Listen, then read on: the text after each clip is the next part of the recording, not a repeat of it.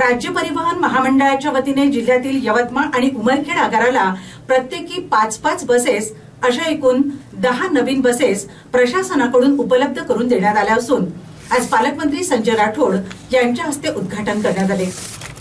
पालकमंत्री संजय राठोड यांच्या प्रयत्नाने जिल्ह्यातील 9 डेपोला प्रत्येकी 10 याप्रमाणे एकूण 90 नवीन बसेस उपलब्ध होत आहे।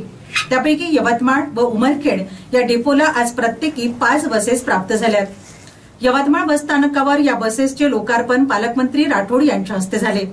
जिल्ह्यातील सार्वजनिक वाहतूक व्यवस्था बळकट करण्यावर आपला भर असल्याचे यावेळी पालकमंत्री म्हणाले। राज्य परिवहन महामंडळाच्या बसेस राज्याची जीवनवाहिनी आहे। ग्रामीण भागात अजूनही वाहतुकीचे प्रभावी साधन म्हणून बसेसकडेच पाहिले जाते। जिल्ह्याच्या कानाकोपऱ्यात प्रवाशांची ने-आण करणाऱ्या बसेस जुन्या आणि अपुऱ्या असल्याने संपूर्ण जिल्ह्यालाच नवीन बसेस उपलब्ध करून देण्यात याव्यात अशी मागणी पालकमंत्री तथा मृद व जलसंधारण मंत्री संजय राठोड यांनी परिवहन मंत्र्याकडे केली होती। त्या मागणीस प्रतिसाद म्हणून पहिल्या टप्प्यात जिल्ह्यात 10 नवीन बसेस प्राप्त झाल्या आहेत। त्यातील 5 बसेस उमरखेड तर 5 बसेस यवतमाळ आगारास देण्यात आल्या। यवतमाळ आगारास प्राप्त बसेसचे लोकार्पण पालकमंत्री संजय राठोड यांच्या हस्ते आगाराच्या परिसरात पार पडले। यावेळी आमदार बाळासाहेब मांगुळकर, आगार प्रमुख छगन दिवसे, यंत्र अभियंता नरसिंह चौहान, विभागीय वाहतूक अधिकारी दादाराव दराडे, श्रीधर मोहोड, हरिहर लिंगनवार यांच्यासह परिवहन विभागाचे अधिकारी, कर्मचारी, प्रवासी उपस्थित होते।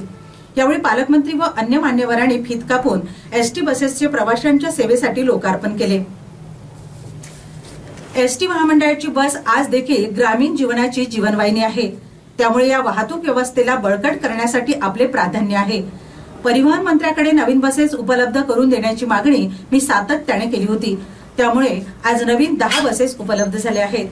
जिल्ह्यातील सर्व 9 डेपोला प्रत्येकी 10 नवीन बसेस याप्रमाणे तब्बल एकूण 90 नवीन बसेस उपलब्ध होणार आहेत। उर्वरित बसेस लवकरच प्राप्त होणार असल्याचे यावेळी पालकमंत्री संजय राठोड यांनी सांगितले।